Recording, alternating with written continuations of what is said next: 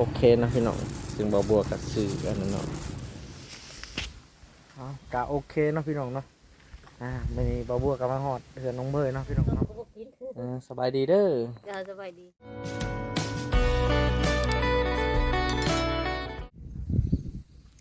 กราบทักทายสบายดีพี่น้องเนาะทักทายสบายดี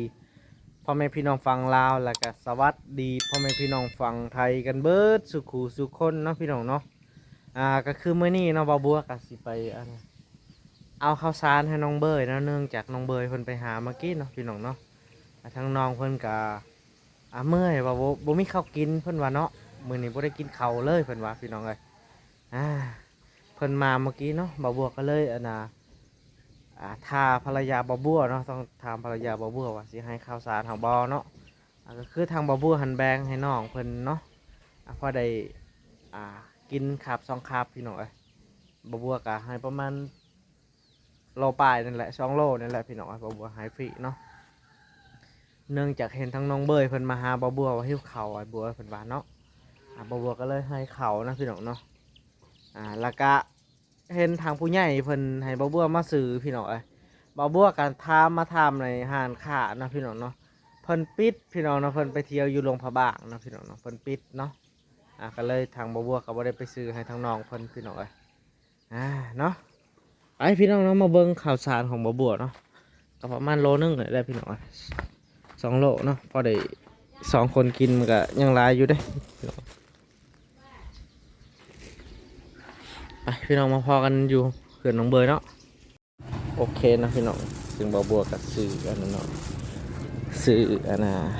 ไว้มาให้น้องเบยเป็นห่วงน้องเพิ่นจำได้พี่น้องเลยเนาะเนาะเห็นทั้งน้องเพิ่นหิ้วเขาพี่น้องบ่บัวก็เลยรีบเอาเงินมาซื้อให้เนาะความเป็นห่วงกันเนาะพี่น้องตอนนี้ก็นี่เอาข้าวสารมาให้น้องเพิ่นเนาะไปพี่น้องมาพอกันอยู่พุ่นเลยเนาะกะโอเคเนาะพี่น้องเนาะไม่มีบ่บัวกับมาฮอดเฮือนน้องเบยเนาะพี่น้องเนาะก็คือที่บ่บัวบ่ได้ซื้อข้าวให้น้องเบยนะพี่น้องเนื่องจากทางร้านเพิ่นปิดเนาะร้านขายข้าวสารพี่น้องเพิ่นไปเที่ยวอยู่พุ่นแหละอยู่โรงพยาบาลเนาะพี่น้องเนาะมีแต่ท้าเบิ่งอีก2-3 มื้อเนาะแต่ว่าบ่บัวก็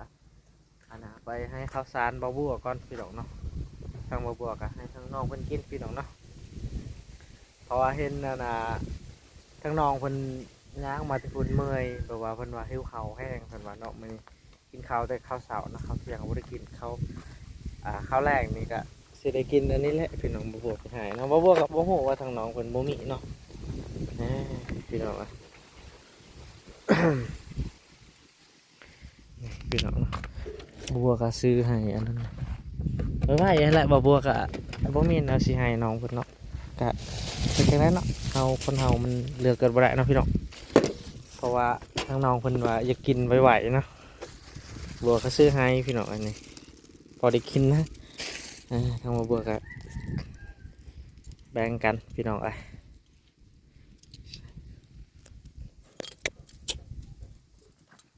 นี่ก็สิให้ข้าวสารเพิ่นกินตัวนี้ก่อนพี่น้องได้อยู่ประมาณ2 โลเนาะ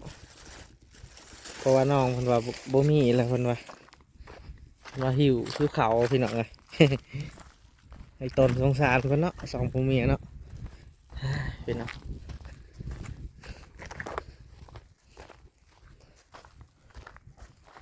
บรรยากาศตอนเสาร์ว้า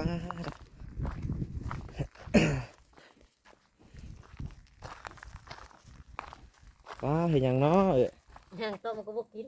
สบายดีเด้อจ้าสบายดีเราใส่น้องเบยเบอร์อยู่ไหนพี่น้องจะได้ข้าวกินไปยืมข้าวน้ำข้าวหมูมากินยืมข้าวน้ำข้าวมากิน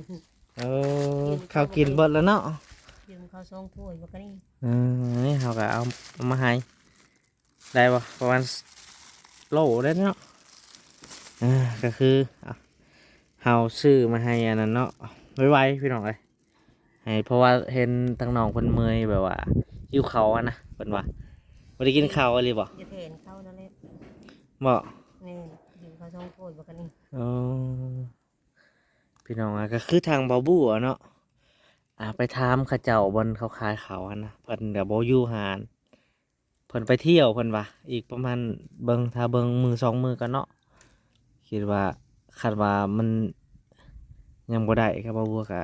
สิเอาเข้าบ่บัวนั่นแหละให้ทางน้องเพิ่นพี่น้องเขาเบื่อกันยังน้อยหนึงคือกันบ่ได้ซีหันนะข้าวสารก็มีคือข้าวเปลือกพี่น้องเอ้ย เอามาเอากับพี่หมอซะ เป็นอะไรคือบ่ได้มื้อ พันหมอ เออพี่น้องเอ้ย ส่วนหมอกับพี่หมอได้เงินกับบ่จักมื้อนี่ได้ แสดงว่าบ่อยากมื้อเนาะ แม่นกับพี่ท่านพี่ท่านยังโหลดบ่เด็กเราถามแล้วเบิ่งเลย มาพี่อายสิสัมภาษณ์โตนี่หิวข้าวอะไรบ่ หิวข้าวเพิ่นว่าหิวข้าวพี่น้อง แค่อยากสิ เดี๋ยวนั่นเอาแล้วมาจะทานเพิ่นหลุดหรือ เค เป ย ล่า กังไว้หึงไปเขากังให้มันสั่นอยากอยู่ เกินกล่องแล้ววะนะสบายดี FC นะไหม ไปดีเด้อ โดยพี่น้องไอ้ก็คือ เค มัน ย นี่ เบิ่งกังเธอครับเจ้าตัวใหม่แล้วนั้นเราค่อยเขิน สิโตะเก้าอันแล้วสิโตะไม้ก็ได้ พี่น้องไอ้ตอนน้องเบยเพิ่นว่าหิวข้าวเพิ่นว่าอยากกินไวๆตัวนี้บ่ แม่ง อืมเอ้าสันนะเฮาก็ซื้อมาให้กินเนาะแล้วก็ข้าวสารเนาะข้าวสารโดยเอาว้ามาบ่ได้นี่คืองามเท่วะ มาไข่แก้ว บ่แม่นมาไปเอาน้ำข่อยหันบ่นี่ จังวะ แม่นแล้ว โอ้ใหญ่ไว้อีหลีว่ะ ให้กินหัวอาหารบ่ อันนี้ พยายามเข้าตอนเช้าตอนเย็นตอนแลง ปลา ตามขับย งาม ำ คิดว่าได้จักมือบ่อันนี้ ได้ที่สองมือ เพราะว่าทางเฮาว่าสิอันนั้นสิไปซื้อให้แต่ว่าทางอันนั้นคงสินะเพิ่นปิดเด้ถ้าเบิ่งมื้ออะไร ลงไปซื้อย่างผลานมือมื้อเช้า ลงอันนั้นไปเอาอันนั้นเครื่องค่อย สั่งมาลายอะ เอาบ้านนะเครื่องเขาเจ้า หืม เครื่องเขาเจ้าบอกว่าค่อยเอาบินแล้วก็เลยถือให้เขาเลยนะบินเครื่องหันก็ถือให้เขาแล้วก็เอาคาถือหัน10-20,000แล้วบ่ร้ายพี่น้องเจ้าเห็นนะใช่ เรา บ่ได้เฮ็ดแต่คอยฮู้ เราไปหาเจ้าอยู่เฮือน เออ ไปหาแล้วบ่เห็น ไปหา คอย คอยอ บ่ได้ ยู่ เห็ เพื่อน นหรอกว่าเวลาจะมาครับแต่คอยฮู้ เออโห คอยเบิ่งใดหมดจะไปใส่ พี่น้องคือว่าจังสันเนาะ อย่า โอ้ดูเจ้าอยู่เฮือน ไปได้ แม่นมาดูแล้วเจ้าจับโทรศัพท์คือคอยคือเจ้า บ่ เจ้าก็โทรศัพท์คอยก็โทรศัพท์นี่สามารถจะไปโลกตัวใดเฮ็ดหมด เห็นมันบ่ สามารถเบิ่งได้หมด มาตัว แต่ทำบ่ได้ถือโทรศัพท์นี่มันจับบ่ได้ นั่นหันเนาะ หรือว่าคือข่อยนี่ข่อยปะไว้เมียอยู่เฮือนนี่เวลาข่อยไปข่อยก็เบิ่งเอานำโทรศัพท์ก็เห็น เห็นหมด เพ บ่ ราะว่าข่อยเบิ่งข่อยก็จับ GPS นำเข้าไอ้แก้วพุ่นเด้ บ่ สำหรับบริเวณนี้เฮ็ดหมด เห็นเหมือนเนาะ แต่หันบ่มีโทรศัพท์บริเวณนี้แล้วมันจับบ่ได้เบิ่งบ่ได้ นี่บอกกระเตะ เมื่อเช้านี่ก็ได้กินอยู่บ่ครับ ได้กินอยู่ กินอยู่ตอนเที่ยงเด้ได้กินอยู่ อด อดตอนเที่ยง มีอยู่ข้าวมันบ่มีบ่อยาก อืมแสดงว่าข้าวเบิดแล้วเนาะคิดว่าได้จักมื้อบ่คันกินตัวนี้ ได้บ่2 มื้อ ข้าวอันนั้นสุกงา มา ม บัดหนึ่งก็ได้ฮอดครับเช้า ครับสมมติว่า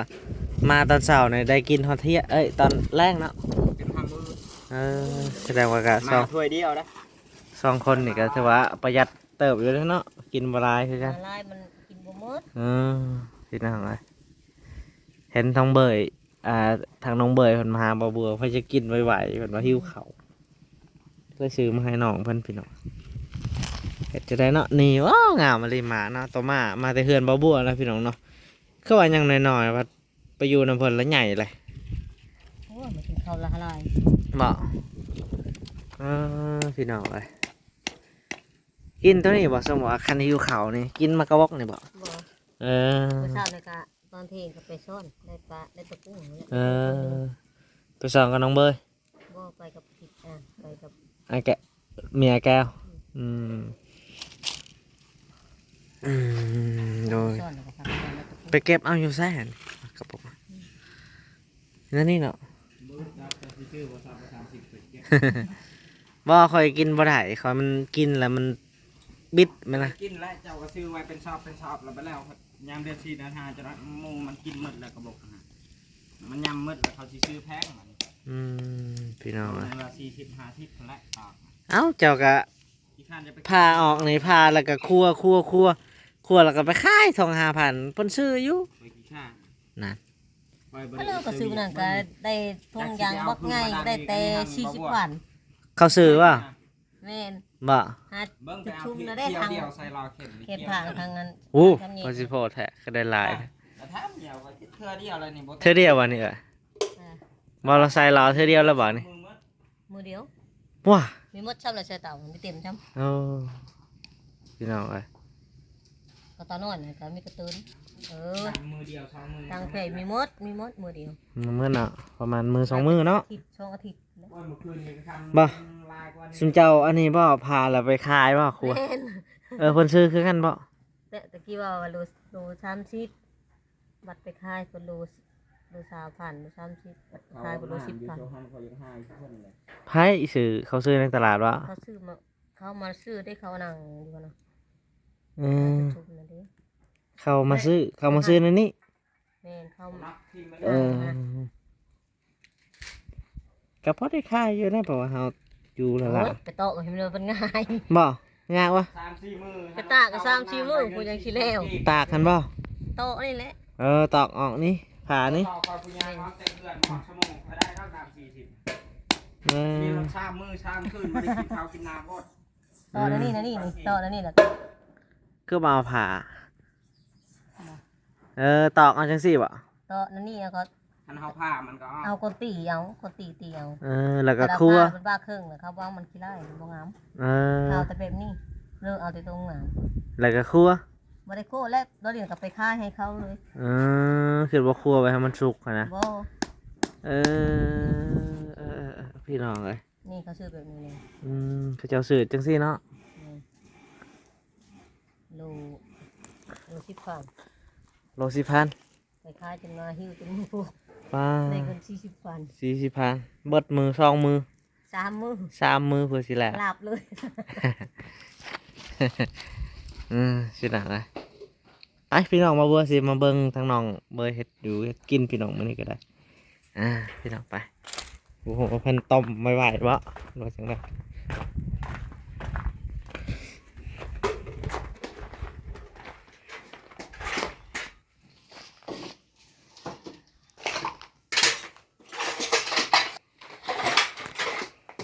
ตอนเพิ่นกำลังสิต้มไม่ไหวได้บัดนี้เนาะมีอาหารแล้วได้บัดนี้เอามาแต่พลานบ่ได้เปิดห้างเลยเมื่อยเจ็บหัวนะที่สิเป็นไข่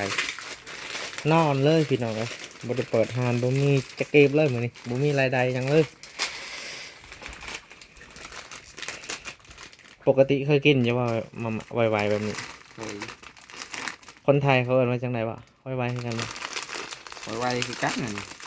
ยำ ตอน ๆ หนึ่งหั่นยำต่อสม เออแต่ว่าจะมากินตัวนี้เนาะสำหรับคอยหันคอยเคยกินแต่ตัวนี้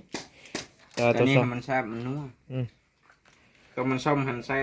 เกลือมันลายก็ส้ม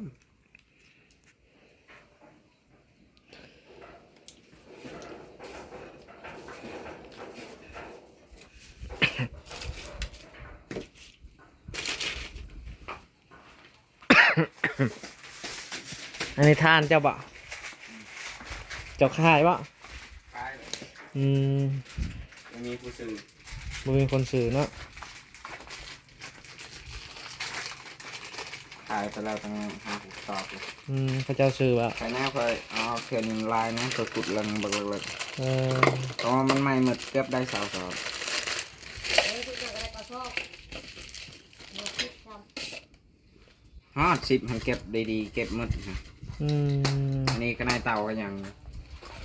ในเตากันยังอยู่ แม่นครับมันไหม้บ่ได้หมดครับ มันนายบ่เบิดเนาะ มันไหม้ครึ่งนึงคืนตัวดีๆเอาไว้ทางลุมถ้าบ่ไหม้ อืม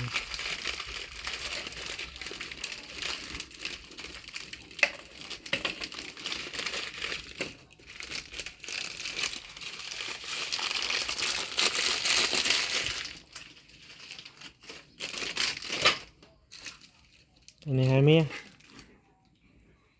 จักละมันอยากเอาตัวใดก็เอาโลด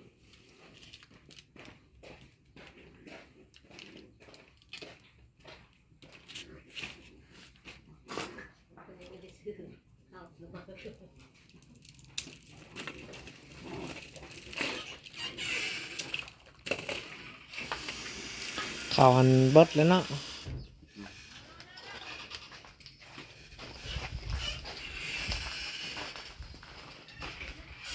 เด็กต้องที่ตกมาดังทางหายากคือกันนะ กี่ตกวะ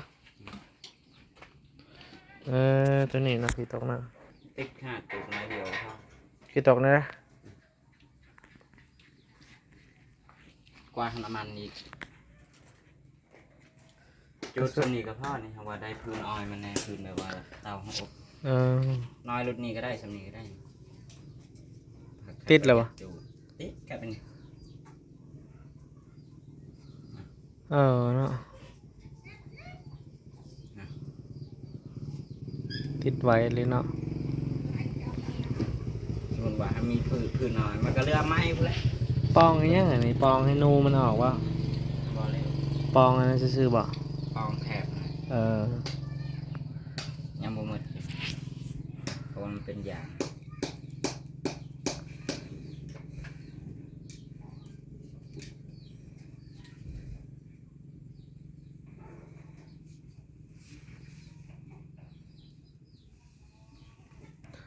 หลายคู่หลายคนก็กินฮอดน้องเบยเนาะ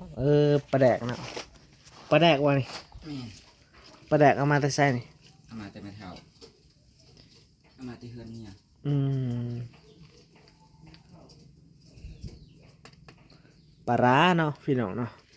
คนไทยไม่ชอบกินนะครับปลาร้านะแต่ว่าพี่น้องอีสานนี่เคยชอบกินคือคนลาวคือกันปลาร้าเนาะ กินเจียวปลาแดกปลาร้าวะ ปลาร้าปลาร้าปลาร้า ปลาร้าจากปลาร้าจากปลาร้าเสียอะไร หมกผอกหมกพริกก็ยังอยู่เนาะยังอยู่ยังลายอยู่พี่น้องอันนี้ข้าวบ่เอาใส่ข้าว ย่างคือเกลือจริง ฮะนี่ยัง ๆ นะ ไม่อย่างว่า บ่มีข้าวกิน มันตอนแข่งมาคือ คอยอดเมียกินแบบนี้ อืม ปะให้เมียกินเขาน้อยบลาช่องกับปั่นพอแล้ว อืม มาได้จะได้ก็ได้ มาเอาทำไม ต้องมีก็พอ โอ้กิน กิน สำหรับ นอนพ่อให้ให้กินหลาย บ่สำหรับคอยหันกินนอนก็ยากคอยต้องได้กินข้าวพี่น้องเบิ้งเจะโตก็โตคอยพี่เบิ้นนะแบบอ้วนเบิ้นนะแต่ว่าน้องเบยบ่อ้วนนะเนาะ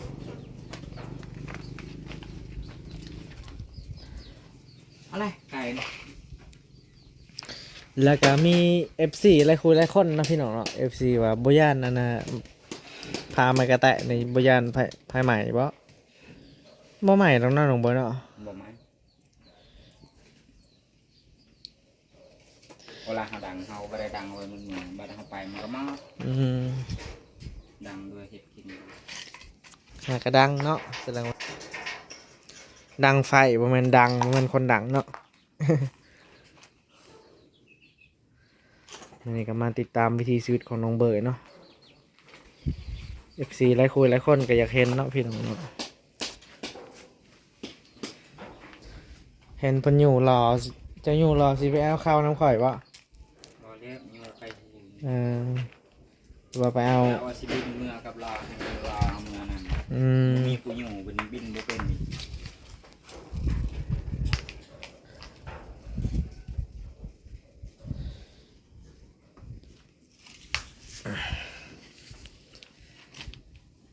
ทานจะออกมานะเจ้าขายหรือบ่ยัง นี่เด่น เออ ขายเด้ บ่ตัวหลายๆนะตัว8 2ไปเลยขาย แต่เฮิงแล้วมันขาย ขายแต่ทางนั้นเนาะบ่าวบวกก็บ่ได้เข้าไปถ่ายน้องเบยก็ได้ว่ามือหนึงเนาะ2 มื้อแล้วมั้งมือหนึง2 มื้อถ้าก็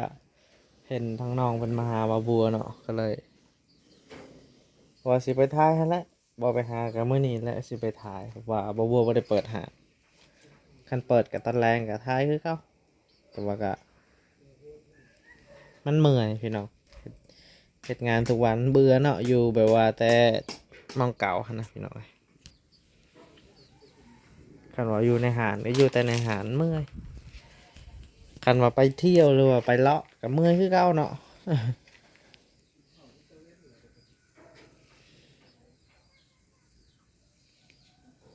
เป็นสายน้ำลายพี่น้องไปพี่น้องมานี่มาติดตามทั้งอันน่ะซองผู้เมียเพิ่นพี่น้องทั้งเมียหันอันน่ะพามากระบอกพี่น้องทั้งพัวหันต้อมนี่ทั้งพัวหัน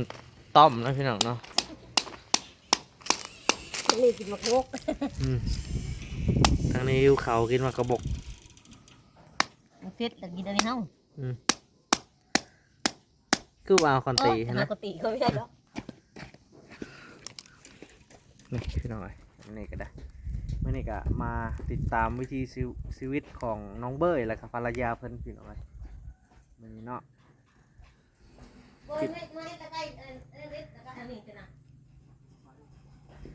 คลิปนี้ขอให้ฮอดจาก10,000เนาะพี่น้องเนาะ ได้เอ็ดเลย ตีแล้วก็ขั่วแซ่บคือกันข่อยกินดิบจังสี่กินบ่ได้ กี่ลายกี่หักนั่นกี่หูกี่ลาย อืม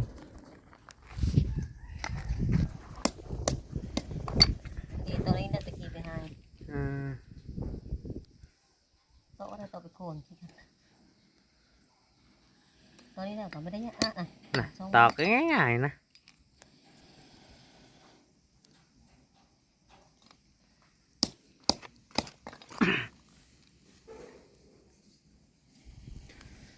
โต๊ะก็แป๊บเดียวได้เลย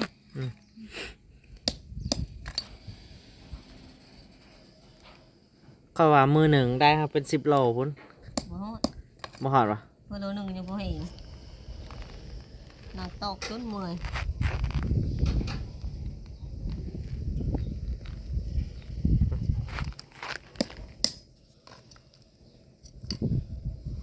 ชนบ้านก็เหนือกูตะบึง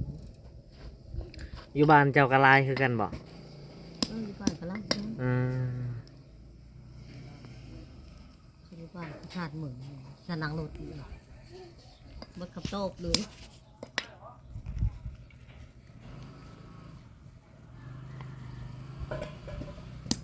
เป็นสีนิ่ง อืม สีเบิ่งคักในตอนนั้น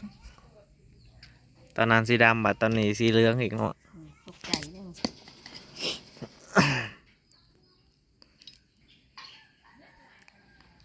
ตอนนี้เนาะพี่น้องเนาะทางเอื้อยเพิ่นกำลังอันน่ะตีมากระบอกเนาะ มาเด้อ อืม สิกินข้าวพก เพื่อสิกินบรรเทาแทนข่าวเนาะ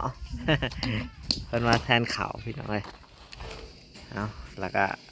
บ่บัวสิติดตามวิถีชีวิตทั้งสองผัวเมียเพิ่นพี่น้องเอ้ยทางน้องเบยกำลังต้มมาม่าพี่น้องเอ้ยต้มไวๆทางนี้เพิ่น มากระบอก ตีมากระบอกนะพี่น้องเนาะเพื่อบรรเทาเนาะบรรเทาการหิวเนาะพี่น้องเอ้ยพอได้กินเพื่อให้บรรเทาเนาะพี่น้องเนาะ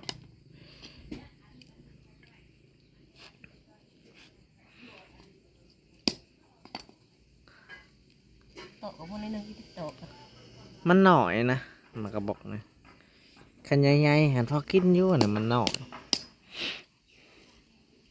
น้อยกับที่นั่นไม่โต๊ะอ่ะ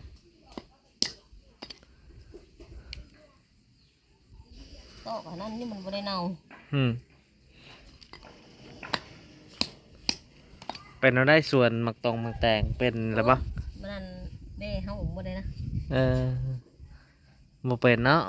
มันเฮือนพี่แล้วเบ้อิดมันดิเบ้อิด คันเป็นข่อยนี่ปลูกสถานีดีกว่านี่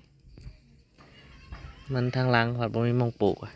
นางสุดท้ายเอาสิ อืม สุดท้ายนี่ก็ยึดอันนี้ยึดชวนเท่านี้ได้ อืม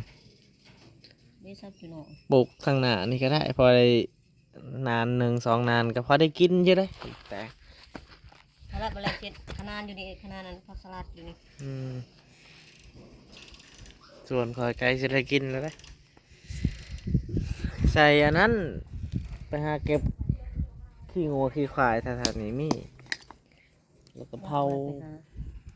แล้วก็พอได้มีผุนนะ แซมผู้วานนี่แซมผู้บ่แล้วเมื่อยเพราะว่าแป๊บเดียวมาเพราะว่าไปเฮาชวนเลยจะไว้ว่า บ่อยู่ดอกแบบนั้นเนาะแบ เดี๋ บ ยวเอายามันกินหมดก่อน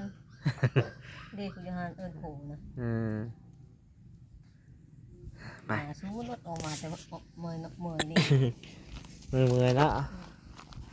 ไปพี่น้องมาเบิ่งน้องเบยเอ้ากินแล้วเพิ่นกำลังสิกินแล้ว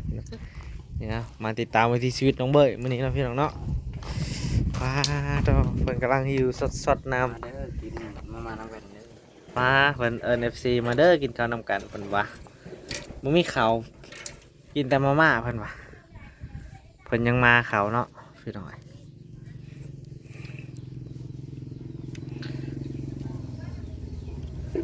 แซ่บปะ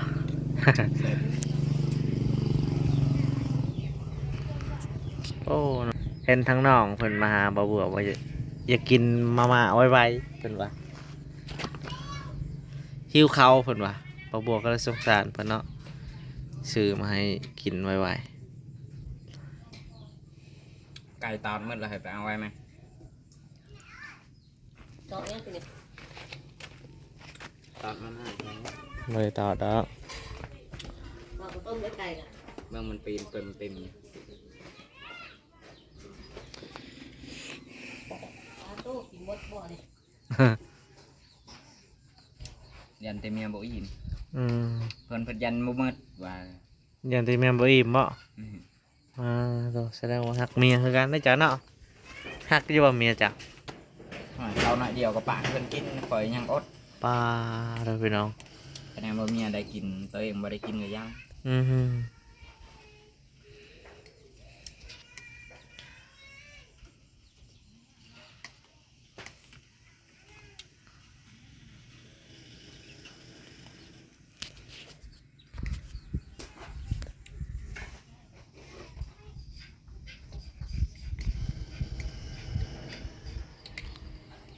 คิดว่าอิ่มบ่กินข้าวก็ได้บ่สำหรับเจ้าอยู่ได้นะสำนี้เนาะ ได้แล้วก็ได้ อืมกินทำบริเหตุเวียกก็กินได้อยู่เนาะแบบว่าเรากินนอนเท่านั้นเนาะกันกินยกเครื่องหนักๆนี่ก็โอ้ยพอได้แล้ว แป๊บเดียวก็เมื่อยแผ่วแล้ว นี่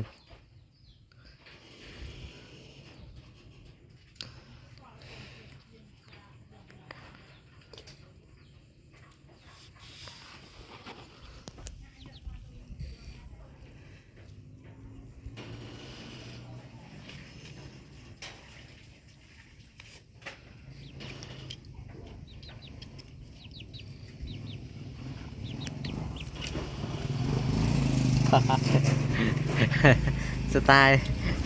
เลิศยังเรา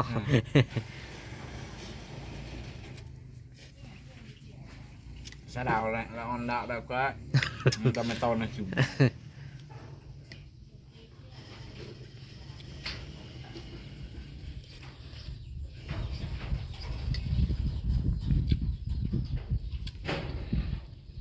นี่ก็เบิ้งทางน้องคนกินคือซีฮิวแหกเนาะพี่น้องอะ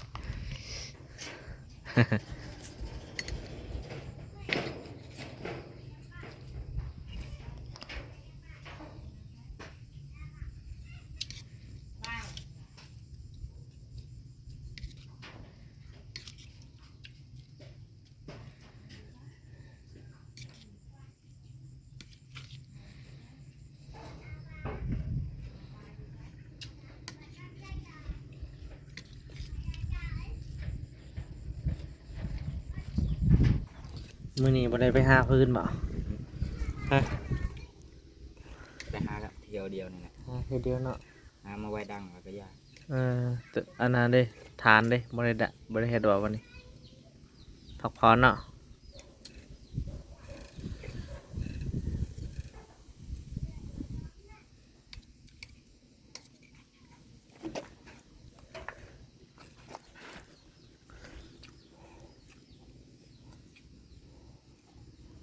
สำหรับเจ้าวัยรุ่นยังแสบที่สุด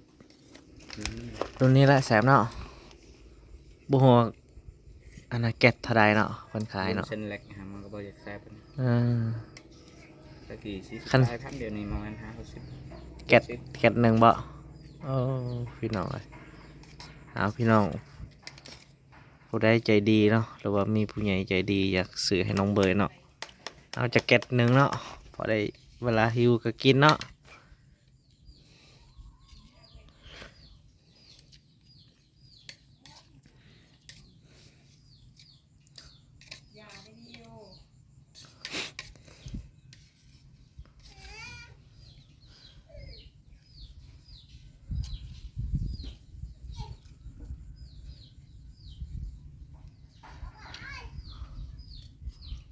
กินแค่ต่างประเทศแบบว่า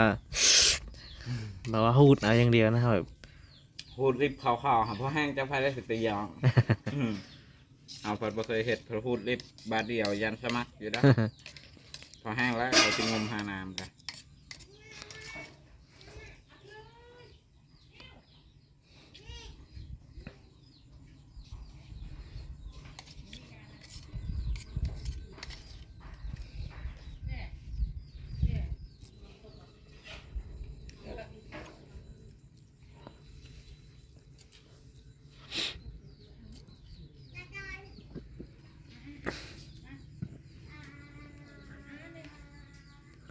มันยืนกินพุ่นนะมันยันบ่มันยืนแล้ว รีวิว มันแดนขับทองก่อนมันยืนแล้ว กิน คำว่ายืนพัดสีนั่งพัดขับท้องมันนี่มันน้ำก่อนตอนยังคือเก่า ยืนเนาะมันจะบ่ขับบัง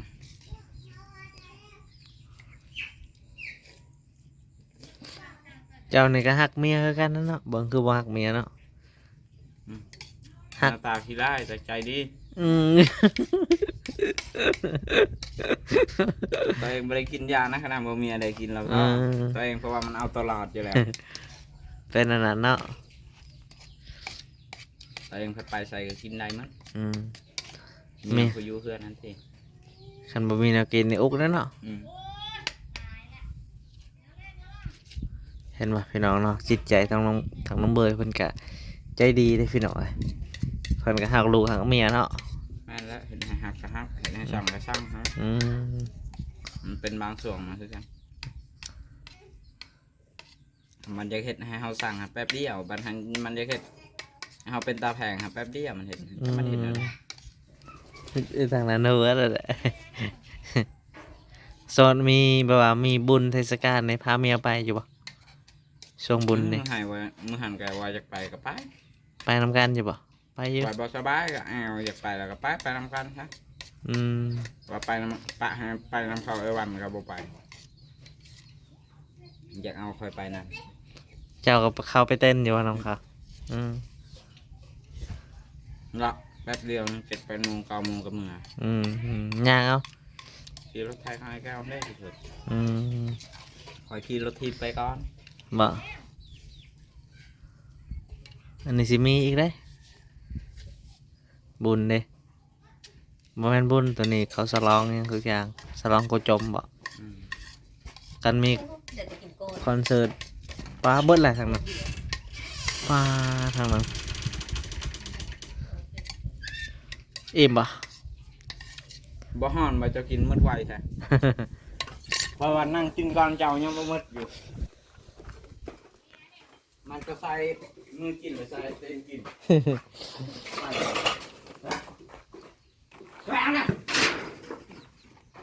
ไก่เพิ่นเนาะพี่น้องเอ้ยนี่คือมากระบอกเพิ่นเนาะพี่น้องนี่ข้าวคั่วนี่แซ่บคือกันบ่พี่น้องเอ้ยกินเนาะแต่ว่าบ่บัวบ่กล้ากินเวลากินนี่อันน่ะเป็นทองบิดนะพี่น้องเอ้ยกินตัวนี้เพราะว่ากินมันเป็นเมือกเนาะพี่น้องเนาะบ่บัวเคยกินแล้วมันเจ็บท้องนะเลยบ่กินเนาะสุกกับบกล้ากินคันสุกเนี่ยใครอยู่แต่ว่าดิบจังสิบกล้ากินพี่น้อยอเมริกามาติดตามวิถีชีวิตของครอบครัวน้องเบอร์วันพี่น้อยอย่างนี้เนาะ เบยได้พอไปอยู่แล้วเบยพอไปอยู่สองคนเลยนี่มาได้เพื่อนเห็น บรรยากาศก็ดีดีพี่น้องเนาะมัน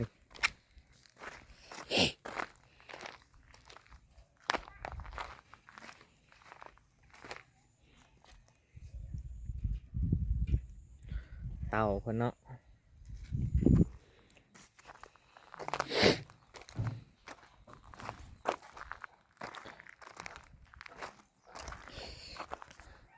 เอากะสิประมาณนั้นเนาะพ่อพี่น้องเนาะมื้อนี้ก็ได้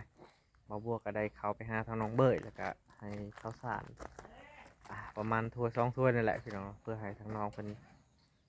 กินข้าวตัวนี้ไปก่อนพี่น้องเนาะเนื่องจากข้าวตัวนั้นยังเพิ่นยังบ่ทันได้เปิดร้านเนาะถ้าเบิ่งอีกประมาณมื้อ2มื้อนั่นแหละพี่น้องเอ้ย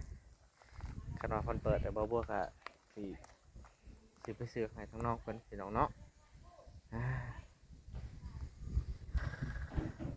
ก็โอเคเนาะพี่น้องเนาะสำหรับคลิปนี้บ่าวบัวค่ะสิได้ปิดคลิปไว้เพียงสำนี้ก่อนพี่น้องเนาะก่อนอื่นก็อย่าลืมฝากกดไลค์กดติดตามให้บ่าวบัวในเด้อพี่น้องเอ้ยแล้วก็กดแชร์ให้บ่าวบัวเนาะเพื่อให้ยอดวิวฮอด1,000-2,000ก็ดีใจนะพี่น้องเนาะจังได้ก็ขอบคุณพ่อแม่พี่น้อง FC ที่ติดตามบ่าวบัวเนาะแล้วก็เรื่องหลายคนเรื่องถามเรื่องทีวีเนาะทีวีก็คือเก่าพี่น้องทางผู้ใหญ่เพิ่นบ่ให้บ่บัวไปให้น้องเบยเนาะเพิ่นยังสิให้บ่บัวเก็บไว้ก่อนพี่น้องเอ้ยเนื่องจากทางผู้ใหญ่เพิ่นยังติดธุระพี่น้องเอ้ยทาเบิ่งก่อนพี่น้องเนาะทารุ่นทาสมไปนำกันพี่น้องเอ้ยว่าสิเป็นจังไดพี่น้องเนาะพี่น้องเนาะสำหรับคลิปนี้บ่บัวก็สิขอกล่าวคำว่าสบายดีพี่น้องเอ้ยบ๊ายบายเด้อเนาะ